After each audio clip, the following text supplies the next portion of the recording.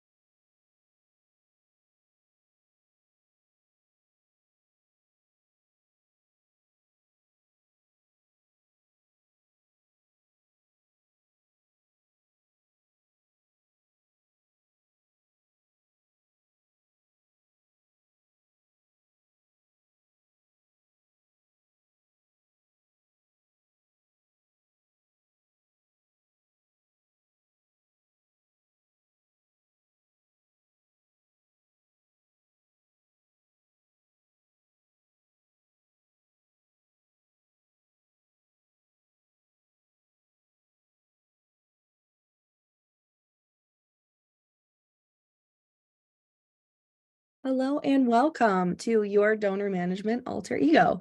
Today we'll be chatting about acquiring, converting, and retaining donors. Let's go ahead and get started. So let's take a quick moment to meet today's speakers. My name is Madison Koutman, and I will be hosting today's session with my colleague, Richard Council. We are both marketing campaign managers for GiveSmart. Our speakers and experts today are Brandon Lyons, the Vice President of Strategic Partnerships at DonorSearch, and Nikki Kashup, GiveSmart's Director of Donor Management Solutions. Brandon, Nikki, Richard, thank you all for taking the time to be here. Thanks for having us. Yeah, thank you so much. Pleasure to be here. All right, some housekeeping tips as we get going. Please feel free to use the Q&A box for any questions you have as we go, and check that chat box for resources and links we'll be sharing throughout the webinar. Our colleague Megan is helping us out on the back end, so keep the questions coming and she'll be passing all of those to us. Also, today's call is being recorded and the recording will be shared with everyone attending, along with all of those resources we share in the chat. So Brandon, can you tell us a little bit more about yourself, about your background, and about DonorSearch? Sure. Thank you. So my name is Brandon Lyons. As Madison shared, I'm the Vice President of Strategic Partnership here at DonorSearch. I have been with the company and in the nonprofit space for coming up on 8 years now. And so my background before that was I was blue collar. I worked construction while I was going to school. Went to the University of Maryland, got a degree in microbiology, and you can see how much I'm using that here in the nonprofit space. But everyone lands in nonprofit, so it's okay. It's okay.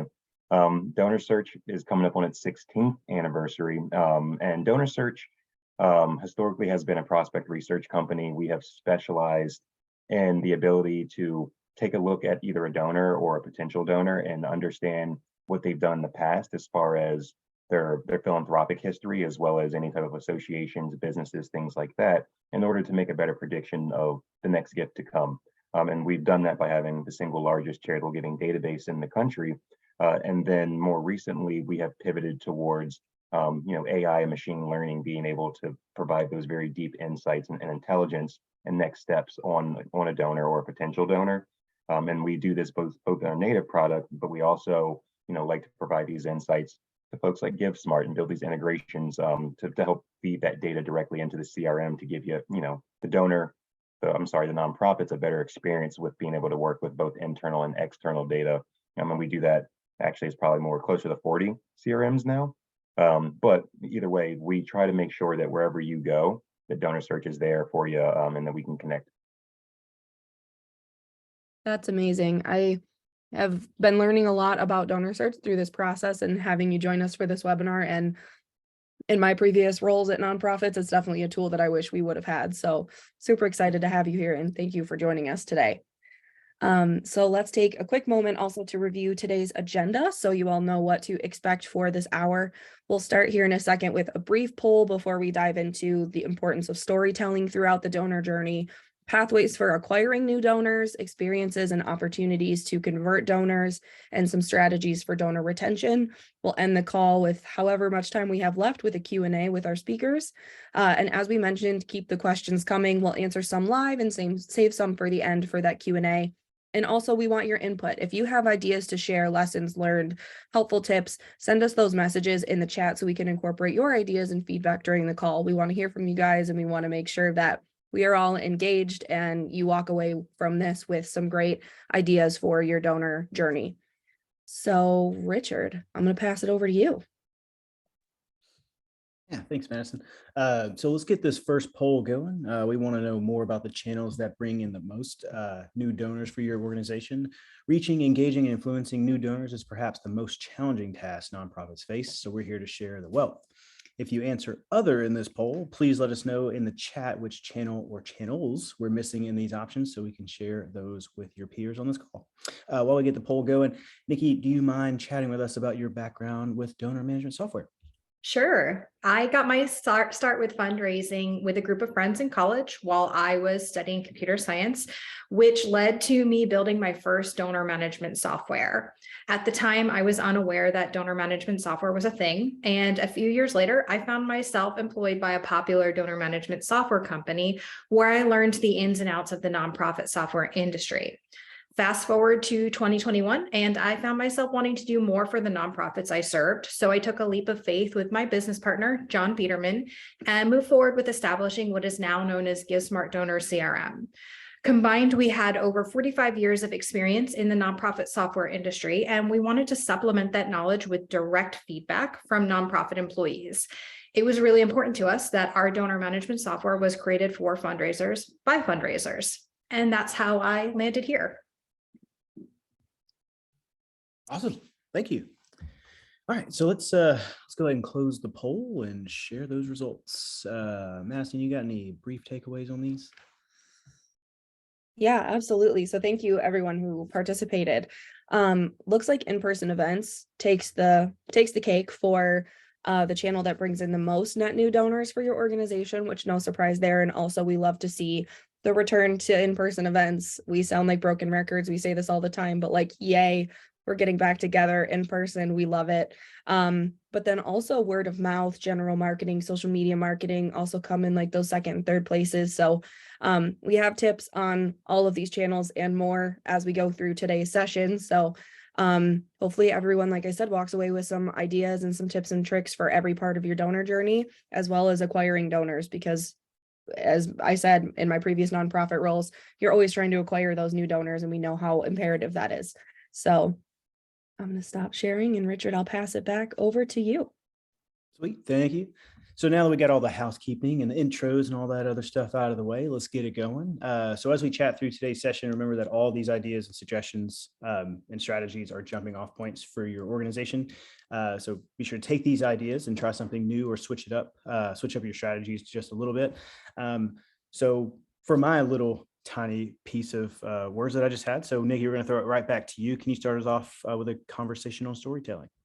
Yeah, let's do it. So before we get started, I'd like to ask everyone to make sure they have their pen and paper handy. I know Madison mentioned it earlier, but we are going to have a couple great takeaways through our presentation today.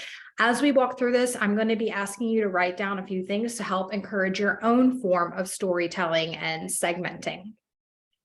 Could you go to the next slide, please? So the importance of storytelling through the donor journey allows you to consider things like sharing weekly, monthly, and or quarterly donation asks intermixed with testimonials, impact reports, celebrations, important organization updates, event promotions, and other messages. All of these moments have an opportunity to appeal to your audience in a way that tells a story and motivates them. Crafting storytelling is often overlooked, but it's so critical for your fundraising success. Adding videos, enabling your volunteers to share their stories, and adding facts and figures all will leave your supporters inspired and engaged. Organizations report that the top 3 communication channels for influencing donors to give are social media, independent research, and word of mouth, which we saw in the poll. Word of mouth was the second strongest in all of the options that you had all chosen from.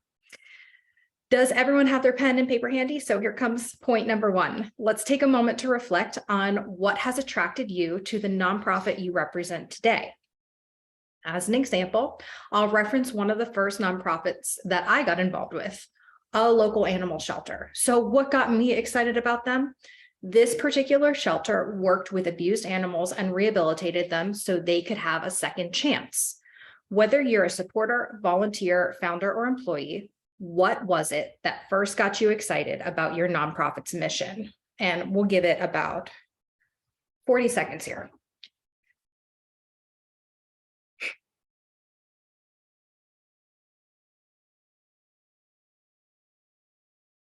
I love this. And while everyone is writing their ideas down, feel free to also share those in the chat once you're done writing them down, because we'd love to hear what got you involved with your nonprofit. I know previously for me, I'm a huge supporter of the arts. So I've worked with museums and art galleries over the years. That's my nonprofit background, as well as a brief journey into healthcare nonprofits and raising money for children. So, you know, we all have that background story that brings us to the nonprofits that we serve. Yeah, so that marks our 40 seconds here. So as we move through, I'd like to remind everyone to keep your what in the back of your mind. We will be revisiting this. Next slide, please. Yeah, I think this is where we are going to jump into acquiring donors. So Brandon, this is where we are going to pass to you to start us off on acquiring donors and ways that you can use your online presence to acquire donors. Absolutely, absolutely. And so, when we all think of online presence, if we think back even in 10 years, there weren't that many options for, getting yourself out there online. The internet still was in its infancy compared to what it is today. But now we have all the different social media sites. We can have our branded websites. There's so much that we can do online to help us engage with our donors, with potential donors. And in this case, we were thinking of potential folks we're trying to acquire. And I wanted to stop because I'm sure everyone's been seeing it in the news, specifically like TikTok. And there's this big push for it, to try to get a handle on it because they have over 120 million people that are spending at least 90 minutes a day on this one platform. That's not even speaking about any other platforms. And so if you think about the reach that a single creator, or as they call them now, influencer, could have in the social media space, imagine you being that influencer, or imagine one of your current donors being that influencer and being able to deliver your message, your mission out across these 120 million people that are going to be on that platform for at least 90 minutes that day. So understanding that that is a tool for you to be able to use in order to go out and reach out to those new people, folks that maybe never heard of you or just didn't know enough about your organization, that becomes a very, very powerful tool. And even down to just like your website has to pretty much scream your mission. It needs to be front and center. It needs to be clear. You have to make sure that your mission can reach out and speak to any of your potential donors' mission in that, in those couple of sentences. So as long as we are creating that type of environment, we're going to have a better chance of getting the folks who are interested in coming in to make their first engagement with us or come to our first event, or ultimately make their first gift. What you also want to think about across any of these platforms, whether it's social media, website, or any really additional sites or fundraising platforms that you may be using, is, are you able to tell a story? Are you able to tell your story? Are you able to tell the story of who your mission impacts? Because them being able to see what you've done in the past is going to make them feel better about what they're about to do with you going forward into the future. So the storytelling piece, actually, it is extremely important. Oh, excuse me. But then you also really do have to be consistent, not only with your messaging, but with your presence online. You want to be active. You want to make sure that you're using hashtags that tie back to your specific campaign, so you know where these folks are coming from, and you know what's important to them, because that's going to impact how you reach out to them. I mean, we'll get into more of that, when we get further into the presentation. But at the end of the day, what you're really trying to do is increase engagement by way of impressions, online impressions, essentially how many times folks have visited the site, viewed the video, clicked something, a link in the email, things like that. So, the more impressions, the more new eyes are going to be on your mission. I think Absolutely. And something that I love to call out too is a GiveSmart customer, the Sacramento History Museum. They are huge on TikTok. They make videos using antique printing presses, and they make their content is so fun and so quirky. And they have over 2.4 million followers on TikTok. Like, it's insane, the presence and the channels that you can build and the donors that you can reach just using these platforms these days. It's like crazy. But Nikki, can you talk a little bit more about, like, we've talked about the online presence, let's dive into local presence and how to use your presence in your community. Yes, I love this topic because it really helps bridge the gap through the different buckets of donor profiles, whether that be your Gen Z to your baby boomer or whatever it is. It's really important to diversify. So as much as your online presence is important, so is your presence within the community. Establish a presence at as many local events as you can attend. Provide swag that starts conversation.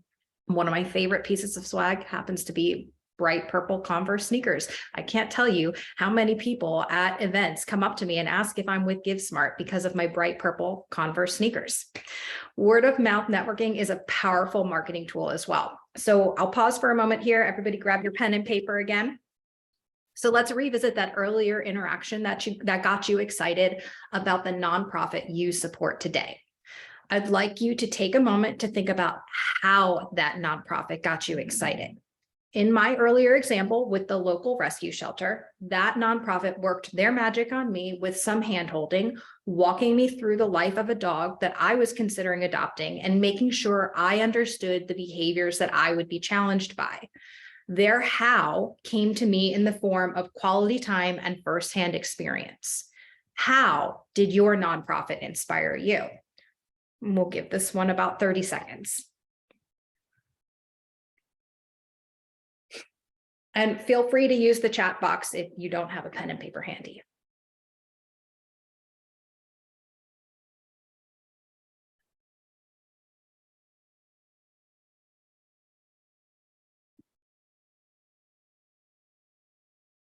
All right, so I'd like to pass it back off to Brandon on the next slide, please. There we go. Yeah, wealth screening. Clearly important to me. I'm coming from the Prospect Research Company, but it should be important to any nonprofit looking to really, kind of take the initiative and really kind of like bump up their efforts and as far as their fundraising efforts. And wealth screening traditionally has always just been, what's their capacity? What size is their house? How much is it worth? What business do they work for? And it used to kind of just end there. But now we have so many different options for the types of information that we can get and append to our donors to really understand who they are, even beyond the dollar signs. And so identifying capacity is always going to be important. It's always going to be the thing, the first really like marker of philanthropy, as we call it, that's going to end outside of any giving they've already done with you, if they're a current donor. But if we're talking about acquiring a donor, they have to have the capacity first. And then from there, what we want to understand is what have they been doing in the past? So what boards have they sat on in the nonprofit realm? Because that impacts the way that I'm even going to approach them or have a conversation with them. If they've already been, a vice chairman or a board member at a grant-seeking nonprofit, for one, they're going to be 4 times more likely to make a large gift to my organization just because they have that type of affiliation. But it also makes my conversation easier as a nonprofit. Essentially, instead of trying to have that conversation of why they should be philanthropic and why they should be supporting nonprofits, you get to have the conversation that's a little bit more intimate, more in depth about why they should be supporting your nonprofit. So being able to do wealth screening and find out information like that becomes very helpful with how you're going to go out and engage with this new prospective donor. But then also, if you take a look at maybe how they've been giving in the past, it's going to either tell you were in the right spot, you have found the right prospect that you want to keep working towards, or you might see that they've never given to an organization like yours. And we don't want to kind of spin our tires trying to ask a gift from somebody who's either never been philanthropic anywhere or just doesn't want to be philanthropic to us because they have, an affiliation just with these 2 nonprofits in their area or whatever that case is. But that leads you to be able to really understand their affinity beyond just inclination to give, their affinity to organizations like yours. And I actually have a good example of this. I won't use the name of the organization, but we had a very large national organization come to us. And what they did is they screened a couple million records and they used keywords beyond just like the interest categories to really create what they called these buckets of people. And then what they did is they used those buckets to direct their message and their marketing. So they're a large national org, so they do work like women's health and youth development. So they made sure they found the folks that fit tightly into like women's health and were able to deliver a very targeted message to those folks that really resonated with them. They made their mission kind of split off and speak directly to those individuals' personal mission. And they got great results off of that, both with their current donors and with acquiring donors. They saw response rates, bumping up almost to 2%, which is almost unheard of these days when you're talking about direct mail. I imagine, if they had also gone the social media route, they could have, maybe even gotten a higher lift there. So, these types of things can be done at scale at a very large place, or they can really be done with any size nonprofit. And that's why Donor Search likes working in the nonprofit space, because we believe that all nonprofits do deserve this type of research and this chance to understand who their donors are. And then as you get past like the wealth and philanthropic screenings or identifications, you start being able to feed that into things like machine learning and AI, which are, kind of hitting the ground running here in the nonprofit space in the past year. And then really being able to predict what's going to happen next, give you a better idea of how to take something that's very big, which is your fundraising goals for the year and make them something that is very feasible and pointed and kind of give you some direction there. So I think I'm going to kick it back to you, Nikki.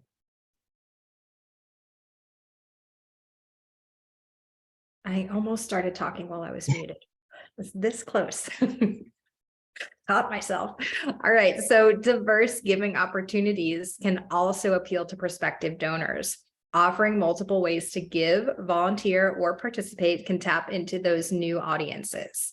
Consider diversifying what you offer for in-person events. Diversify the experiences you include at your events, and also keep that virtual audience in mind. You're bringing them in with your social media, website, and other platforms, so give them somewhere to give or participate online year-round. We know that virtual and hybrid is so yesterday, and we are very happy about that, but we can't stress enough the importance of continuing to include your online audiences and make them feel just as involved as your in-person event attendees. Back to you, Brandon.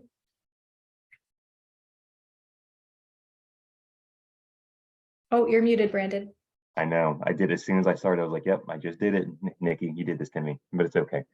So if we take everything that we've talked about so far, and then we start thinking about the storytelling, the online presence, the local presence, wealth screening, diverse opportunities, then we want to start looking at the different generations, because they are all going to have a preference of how they interact with nonprofits. And they're going to have a preference of how they're recognized. They're going to have a preference of how their dollars are used. And as you can see here, we look at like the baby boomers, and the one at the top there is the credibility. And what you'll start noticing as you move from left to right is that credibility almost starts turning into accountability. And if you think about where we were with like the boomers, they were happy getting that type of like customized outreach, especially for like a thank you, but definitely for acquisition. They're used to kind of getting that custom piece of mail, that comes through. And now we have these, we have email and all these other vehicles that we can deliver messages through. And so with technology, you're also seeing like the progression of technology through these generations. And so the transparency, being able to, like in Gen X, being able to let them know exactly what your mission does, where your dollars go, and how you're impacting the community becomes extremely important as you keep getting closer and closer to Gen Z, almost to the point where now with Gen Z, the moment they make the dollar, they almost want, the moment they make the gift, they want to know where their dollars went by next week. So like it's a very like fast-paced, type of recognition that you have to be aware of and be cognizant of as you look at these different generations.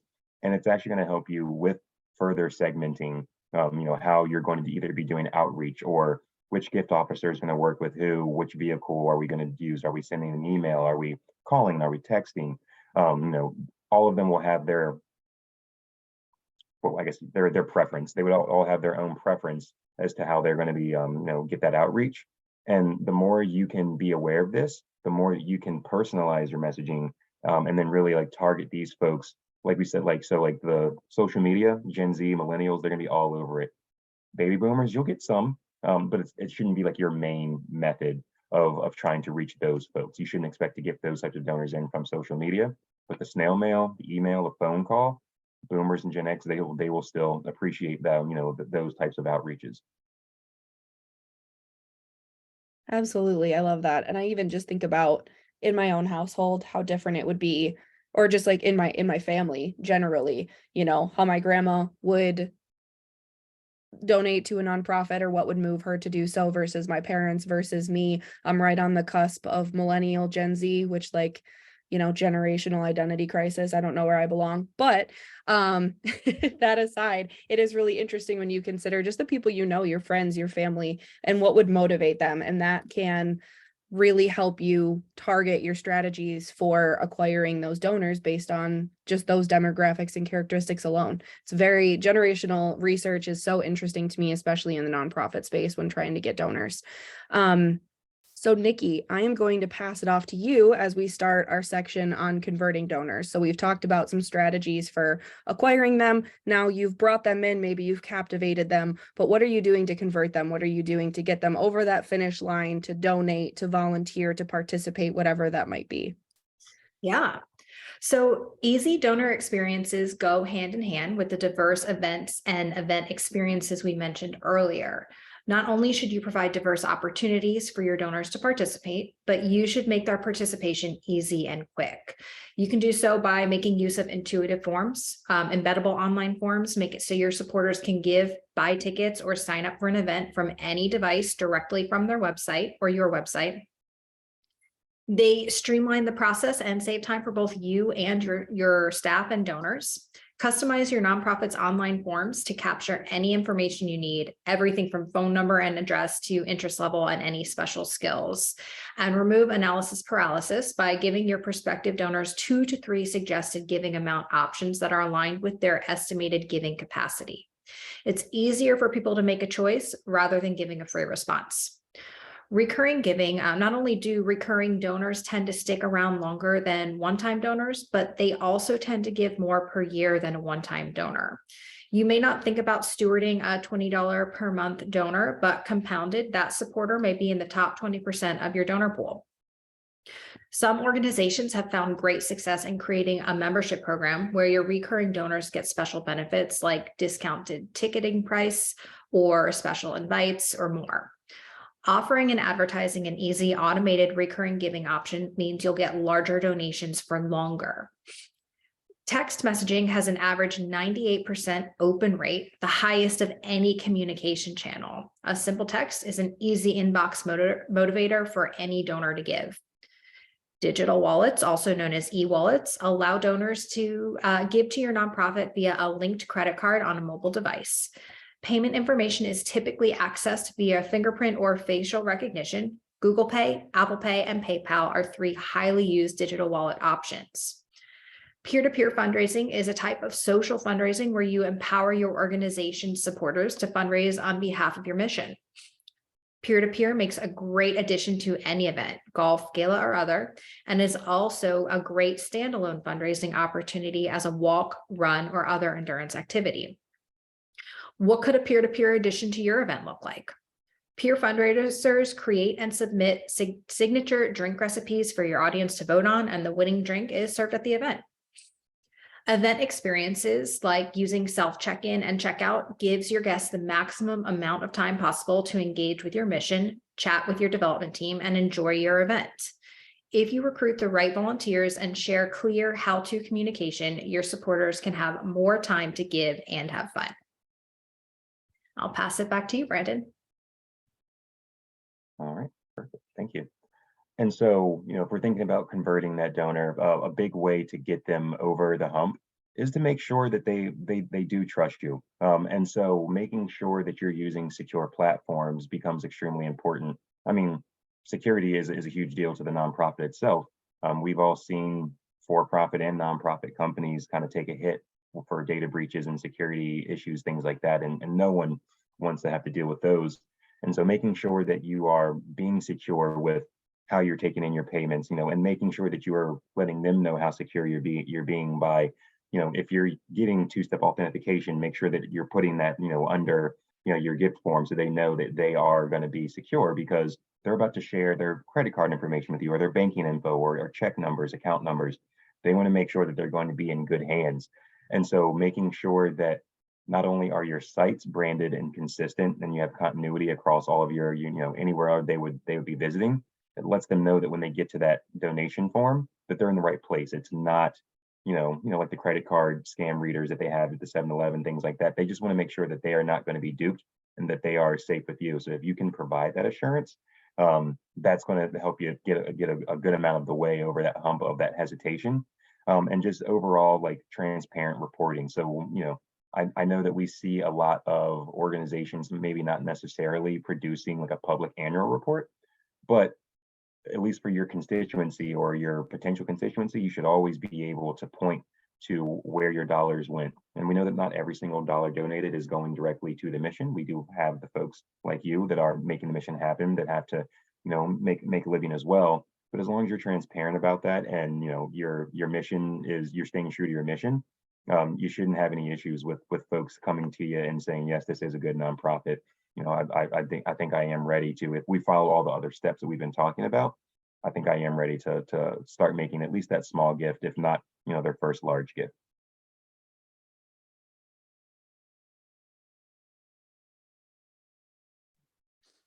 Thanks, Brandon. So you've successfully converted those new donors, but you need to retain them for the long haul. So how do you do that? And what are the best practices? So no fear, because Nikki will walk us through all that we need to know. And Nikki, I sense a pattern here of where I have like 7 words and then you go on and talk for quite a long time. So apologies on that front. Yes, pen and paper, everyone. So earlier, I asked you to take a moment to write down what initially attracted you to the nonprofit you're involved with and how they attracted you. When we think about repeat donors, supporters, and customers, the what and the how can become stale over time. How can we keep them engaged on the front lines? The real magic is in the why. And I think I saw in the chat, somebody was one step ahead of me. I think it was a Janine or a Jenny, it was a J name, who put in her why. So when you can speak to the why, you can reach donors on a personal level. So back to my example, my local animal shelter's why revealed itself to me a few years after I had adopted and learned to care for my rehabilitated dog. Caring for an animal who requires patience, boundaries, and has his own set of challenges to overcome taught me that I can give myself those same graces. The why that inspired me, seeing in myself and others that we all have the strength to rise to our own challenges. So before I ask you to write down your why, I'm going to quote one of my favorite storytellers of all time, Simon Sinek. He said, people don't buy what you do, they buy why you do it. So I'll give everyone about 30 seconds here to write down their why.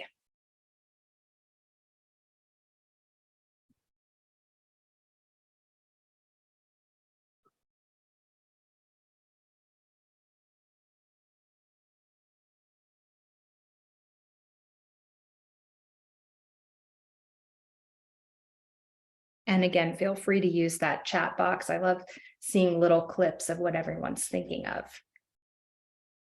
Okay, next slide, please.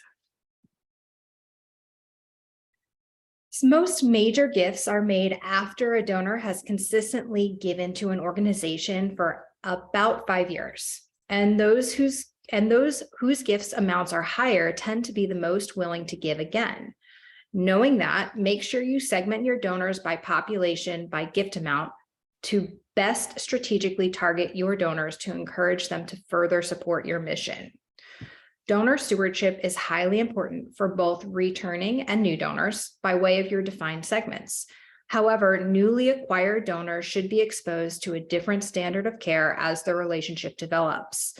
Make them feel special. Understand their motivations help you and your team faster pinpoint the ways they wish to be involved and will deepen the relationship. What are some opportunities and ways you can nurture your donor relationship through the years? Celebrate their past gifts, program updates and launches, continued updates on the impact of their gifts, holiday cards, impact reports at the end of the fiscal year, invites to campaigns that they did not support yet, and donor surveys to ensure you remain tapped into their needs, wants, and preferences. How can you communicate or send out these outreach initiatives? Emails, my personal favorite, handwritten cards, infographics, probably my second favorite, especially when sent over text, phone calls, postcards, text messages, social media posts, signed letters, and videos. The best way to retain your donors is to make them feel welcome and follow up with efficient communication on how they make a difference and the more ways that they can stay involved with your nonprofit.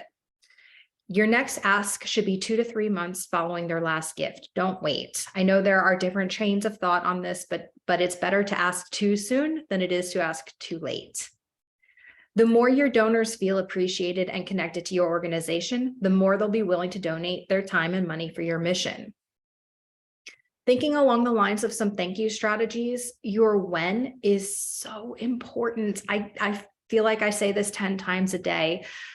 Donors who are thanked the same day the gift is received have a much, much higher donor retention rate than your average donor. Thank you should be sent within 24 hours after a gift is made, ideally, and you should not wait longer than 48 hours. Many donor management systems automate this, saving your team time. Depending on your segmentation and reach out plan, you should consider a thank you on the anniversary of a donation. And when you have an update on the designated campaign or program, as well as any meaningful dates, holidays, anniversaries, or celebrations. And finally, at year end. Your thank yous are not only the tax receipt, but while that is a part of it, you should include a thoughtful, personal message. And in terms of how, the more handwritten or personalized you can make your outreach, the better. Even just a handwritten signature on a letter makes the recipient feel personally acknowledged and extra special. Back on the point of how long you should wait before asking your donor for their next gift, I always like to suggest the idea of prompting your next gift in that initial thank you. So consider a postscript that suggests what your next initiative is going to be. And that way, when that campaign comes along, the donor will feel like they're in the know because you already talked to them about it, and they won't be surprised when you ask for that next donation. As you make your thank you plans based on donor segments, consider who should receive an additional handwritten thank you card via mail or a phone call from a volunteer. Write those delightful thank you letters and illustrate how your donors benefit your mission. Remember, it's donor-centric. Thank you for contributing. Without you, we couldn't do it. Your gift helps make the world a better place, and you are the reason why. Don't include another ask in your thank you. Leave it just as an acknowledgement of your donor's generosity. And Nikki, real quick, we had a question come through that I think this is a great place to ask you since we're talking about donor thank yous. Someone asked, is it appropriate to ask a donor how they would like to be thanked or recognized to make it even more personal, no matter their generation?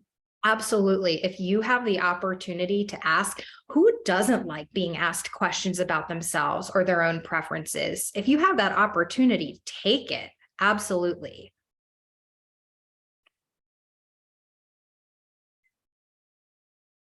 All right, thanks, Nikki. Thank you. And I'm right there with you on the stewardship part. We have a saying here at Donor Search, and it's the tears of gratitude dry quickly.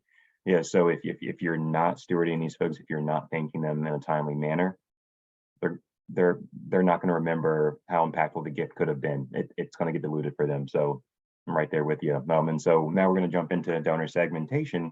And actually, I'll pause for a second because hopefully this slide plus what's to come after it will answer one of the questions I saw someone ask.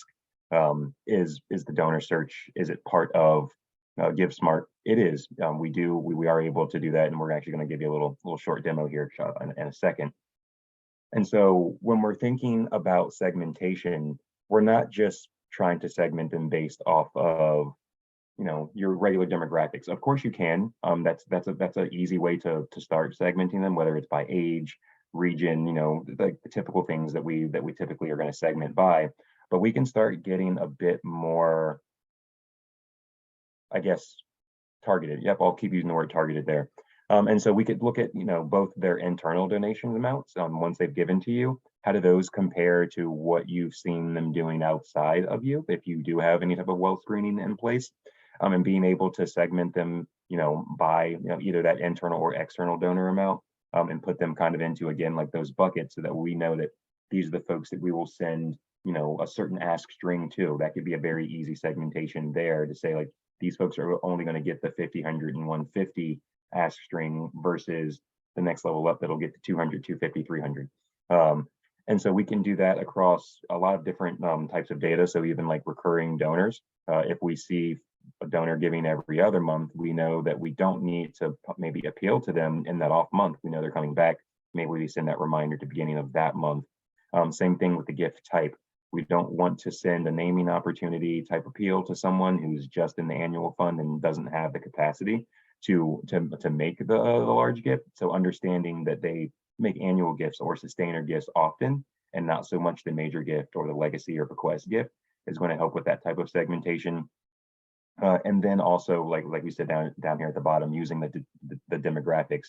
So that age, a little bit of a callback, looking at those generations, millennials versus boomers versus Gen X.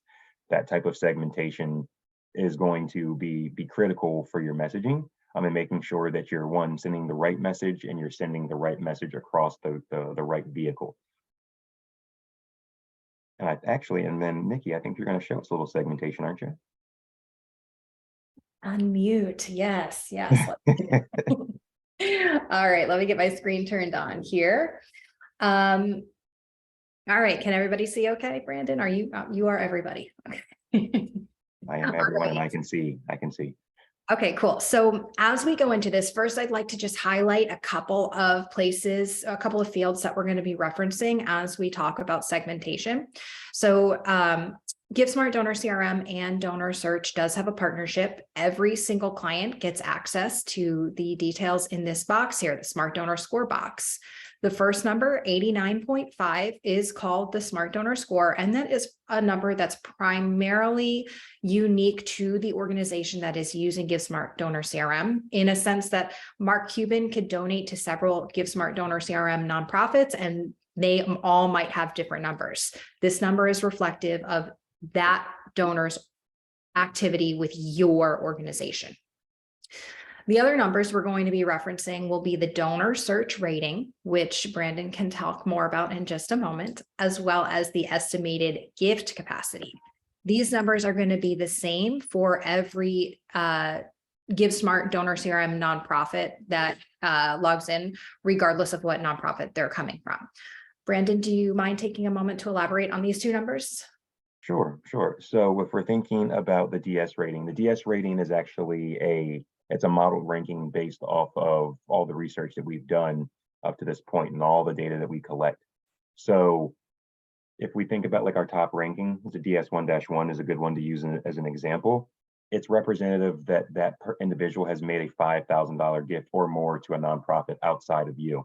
And the $5,000 gift is great. Understand that they can make that gift. But what's really important about that number is that the moment that an individual makes that first gift of $5,000 to a nonprofit as a single gift, they become 10 times more likely to do it again and then to start making the larger gifts. So all of our rankings are set up, and in this case for DS1-1, to say, this person made the $5,000 gift, they've all but put their hand up and said, I'm ready to start being solicited as a major gift opportunity. So all of our rankings work that way, and of course, if you want to learn more about how all the other rankings work and where they might fall into your fundraising efforts, we can always, schedule time there to get more in depth there. And then, you have to, I'm sorry, Nikki, what was the other piece that you wanted me to kind of, estimated capacity. Estimated gift capacity. So estimated gift capacity it's just that it's not based off of any past giving, or it's kind of a combination. It's looking at all of their different assets. So it's looking at their real estate. It's looking at their businesses. It's looking at if they're an SEC insider, and then pairing that with, have we seen them making gifts in the past? And it's coming back and it's saying that if someone was willing to give up 10% of their overall net wealth, net wealth, that's what that number is. So that's not, I wouldn't call it an ask amount. It's more of like a philanthropic ceiling, as to like, this is what they would be able to give up in their lifetime, is about $430 million in total. And now it's the job of the nonprofit to figure out how can they get their piece of what we call this individual's philanthropic wallet. Yes, thank you for highlighting that. Before we jump into segmenting by these fields and others, I do want to point out that for those of you who have both GiveSmart Donor CRM and Donor Search, you do have the opportunity to pull additional donor search fields, as well as launch the donor search profile for the donor right from within the record here. For those of you who don't have both and you'd be interested in learning more, I believe that we did ask earlier, but please feel free to mention it in the chat, and we can reach out to you with more information about setting up an account with either Donor Search or GiveSmart. So from here, I'm going to pop on over to see a list of my donors and contacts. I'm just going to pause for a minute. I'd like to give some background about how Brandon and I came to this point today in this webinar. Brandon and I have been working together for quite some time. And what I love about working with Brandon is that I can, well, you can kind of read my mind. So when I came to you, I said, can you tell me some segments of donors that are good for targeting for specific reasons? And from there, that all snowballed into this webinar today. So if it's okay with you, Brandon, I'd like to start with some of the segments you suggested for major donor prospects. And one of the things that you had just mentioned a moment ago was donors who had made their first gift of $5,000 or more.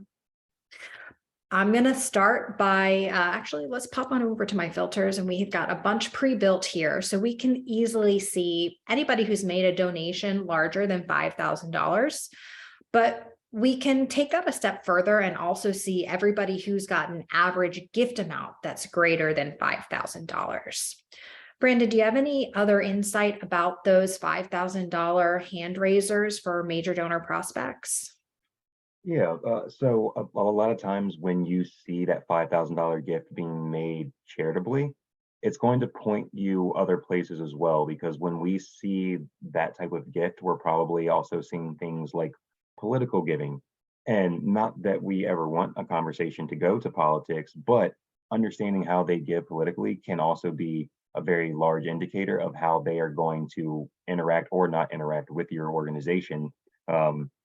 Understanding leaning left or right, environmental organizations might not get as much support from the right, and that's, we're not pointing fingers, we're just saying like what the data shows. And so understanding that again can help you really make sure that you're making the best use of your time when you're going out and speaking with these donors. So one of the other things that we were talking about earlier was that estimated gift capacity and the donor search rating contains. Most nonprofit softwares can segment by a specific gift amount, but I love that we can take this even further and look for all of the people within our donor database that has a DS1-1 through 5. Or we can go through and see everybody who has that estimated gift capacity that's greater than a specific dollar amount. Last but not least, I just kind of was playing with the information you had mentioned to me, Brandon. So one of the things that I really liked was the idea of pulling a list of people who have an average gift amount that's less than $5,000, but they have made a one-time gift that's greater than $5,000. And if I remember correctly, Brandon, the phrase you used for those people were hand raisers. Those people are ready to be solicited as a potential major donor. So having the ability to pull those people out of your database quickly, easily, and being able to segment them for the right purpose can help you make a big difference for your organization. The next, let's go actually over to reports, and we'll go over to my donor report. The next segment I'd like to talk about is that legacy donor prospects. So now I'm going to have to ask everybody to use their imagination just a little bit. If you remember, I started working on GiveSmart Donor CRM with my business partner back in 2021. So I only have data that far back. So we're going to compress this data. Now, one of the segments that you had mentioned to me, Brandon, was donors who have given 14 out of the last 15 consecutive years. Remember, use your imagination. I only have 2 years in here. Those are people who are excellent prospects to be potential legacy donors. So what we've done here in Donor CRM in our donor report is pulled a list of everybody for the date ranges specified. And these are calculated. These numbers are calculated for whatever we specified. So for example, this number of gifts is not a lifetime gift count. This is a gift count of the date range I have specified. Likewise with the number of years donated. So I can sort this here from greatest to smallest, and I can tell right away anybody who's donated. Again, use your imagination, 14 out of the last 15 years. So in theory, I would go in and find everybody with a 14 or higher here. And those would be the people that I want to segment for those legacy style donations.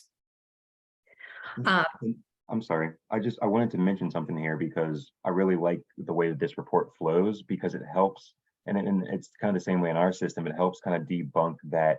I wouldn't call it a myth. Maybe it was just the old way of doing things, but that like age was the kind of determining factor for the legacy gift or the bequest, because someone doesn't have to be 75 to make that, that commitment to a nonprofit. They could be 45 if they're excited enough about your organization and they are giving them this consistency. you think you still have your legacy gift kind of secured there. Yeah. Yeah. Another thing that you had said that inspired me while we were planning for this particular webinar was about recurring donor prospects.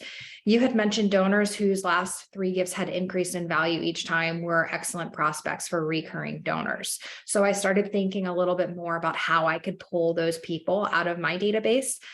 There's a couple different ways I can do it, again, depending on the type of segment I'm looking for, but from this screen, I could take this same report, and you know what, because we're only talking about the last year or so, let's go back to 2020. Whoops, let's go back to 2022, January 1st. So we'll make it the last 15 months. We'll apply that query, and I'm going to sort by the number of gifts given, and everybody who has a 3 or higher in the number of gifts given in the last 15 months. These are people that I should start considering having recurring giving conversations with. Additionally, we were talking about donors who had given a specific dollar amount on the smaller end earlier in the presentation. So remember, I think we had used $20 as an example, that somebody who gives you $20 a month is in your top 20% of donors. So we could do something along the lines of, what did I call that one? I called it current year donors with an average gift amount that's less than $100 and a one-time gift greater than $100 without an active pledge. So we could apply that. And right away, I've identified Miracle Max is a great person for us to be talking to get them on board with recurring donations. So I guess I just want to reiterate one more time here. Brandon, I really appreciate your knowledge from the donor search side of things, being able to identify specific segments of donors for specific reasons. And it just kind of snowballs from there. If we do have anybody on the call today who is interested in these particular segments or filters that we use to pull these people, let us know. I have about 8 different queries ready to go that we can send out for different groups of people, for legacy donor prospects, major donor prospects, and recurring donor prospects of people that you can find within your own database. So Madison, unless Brandon has something to chime in, Madison, I'm going to pass it back to you to steal the screen. Perfect. Thank you. While I get situated here, thank you guys for going over those. That was really insightful. Nikki, I think you are going to wrap us up on our last slide before we jump into the Q&A. And we do have some great questions coming in. So this slide should be pretty quick, and then we'll get to all the questions we've had coming in. So thank you guys for all of the engagement we've had so far. Sure.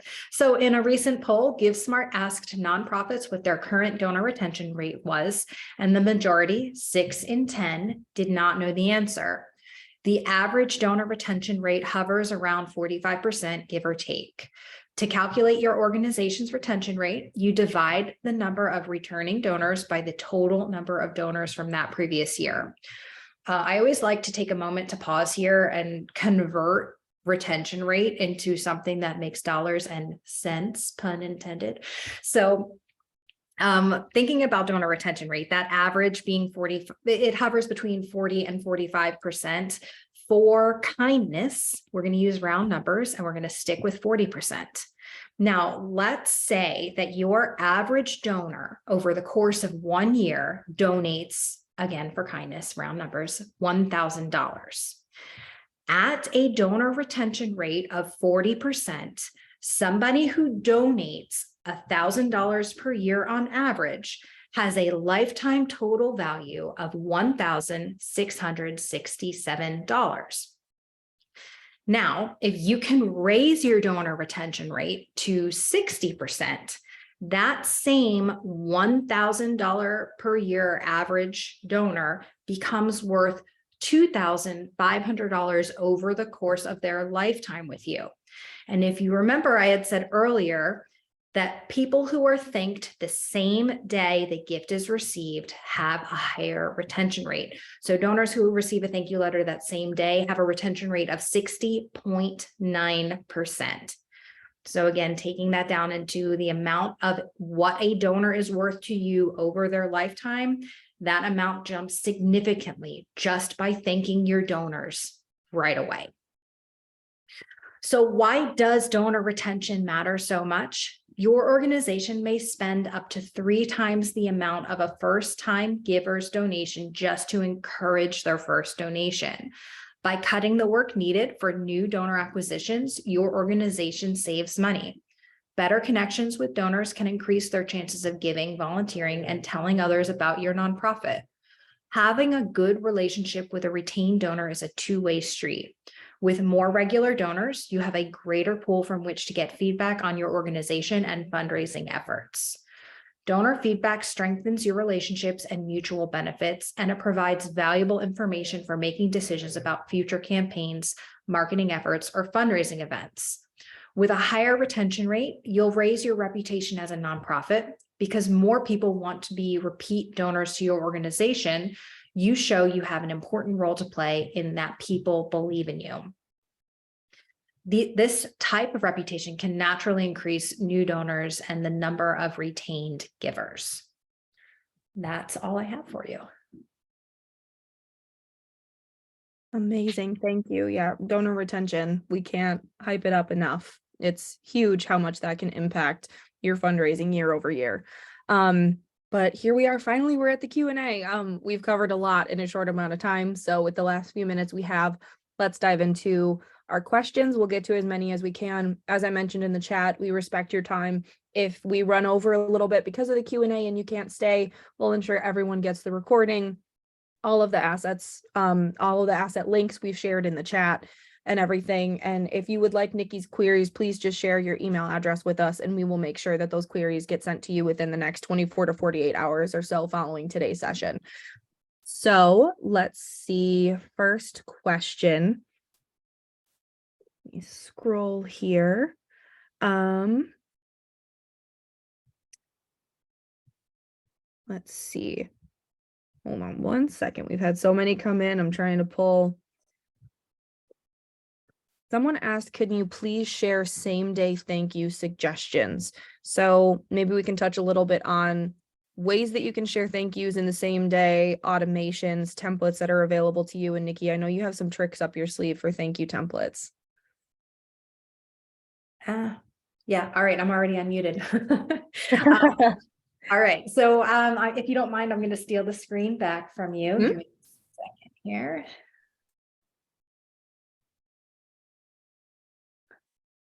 All right.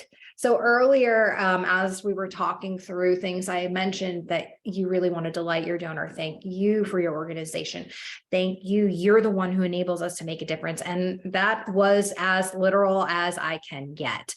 You really want to highlight the donor. So I'm also going to go back to that storytelling we were talking about.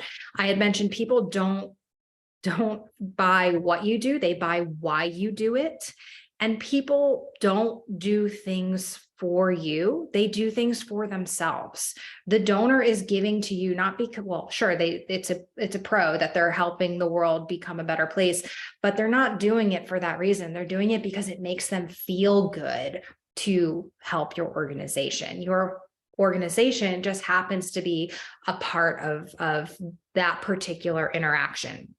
So the more you can make it about the donor, the more you can lift that person up. Go crazy with it. Get really embellish this particular person. Really put pictures in there, but go as far as to say, this doesn't happen without you. Make it about them as much as you can. And I love that somebody had asked the question, should we ask their preferences when it comes to thank you letters? Absolutely. And don't stop there. Ask their preferences about other things. If you're an SPCA style organization, ask them if they're a cat person or a dog person. Make sure you include dog pictures with your thank you letters, not cat pictures if they're a dog person. Keep going. Ask those questions because people love feeling special. They love feeling like they are the reason why your organization is successful. And that's going to lead to more success for you. Now I need to find my mute button. Going off of that as well, someone asked, what best practices should we keep in mind when mentioning future campaigns, so maybe future fundraisers, events, etc., in thank you letters or emails so that donors do not feel as though we are asking for another donation too soon? Great question. I have an example of that one as well. So let's hop on over here. Oh, shoot, am I turned off in this particular system? I am. All right, well, I'll talk through it. So I mentioned earlier, I'm a big believer in the postscript. I love it because it allows you to talk about something a little bit different than the intentional purpose of the thank you letter. It allows people to feel like they're getting insider information, and this is something that they're now privy to. And it also gives you an opportunity to go one step further and personalize just a little bit more. So take any opportunity that you have to personalize and talk about what's coming next for your organization.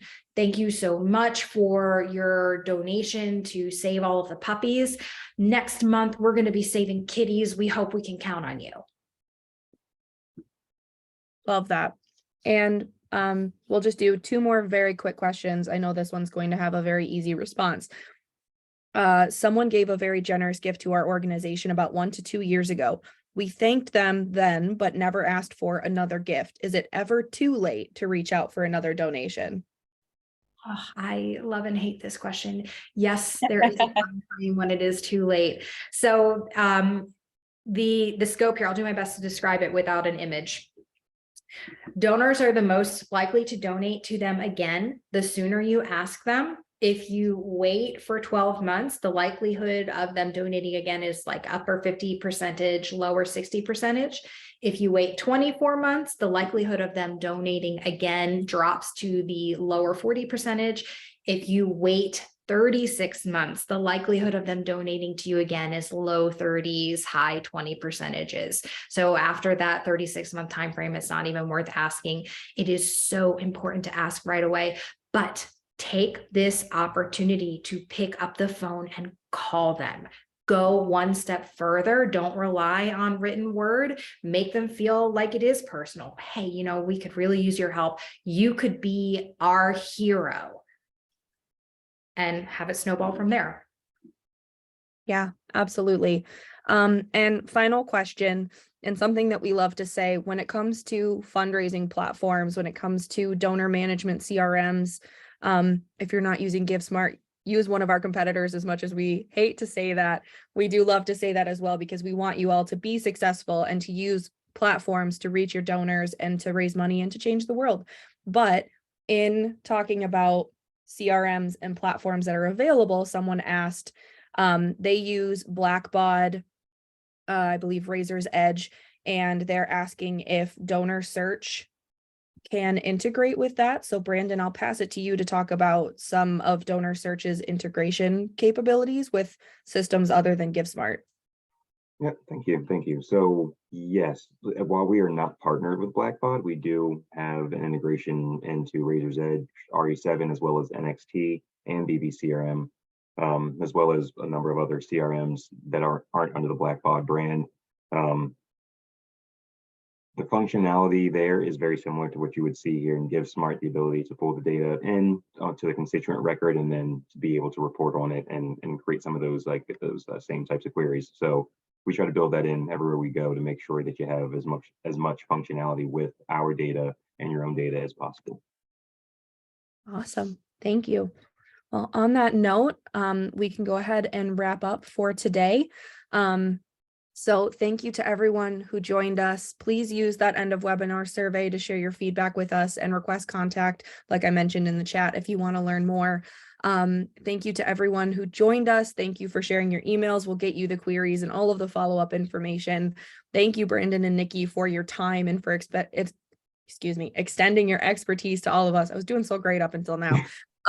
We will see everyone next time. Thank you so much. And I hope everyone has an amazing afternoon. Thank you. Thanks, Thank Madison, Richard, Megan, and thanks, Brandon, for your inspiration. Yeah, thanks for having me. I hope everyone takes care. I'm looking forward to seeing you all at ICON.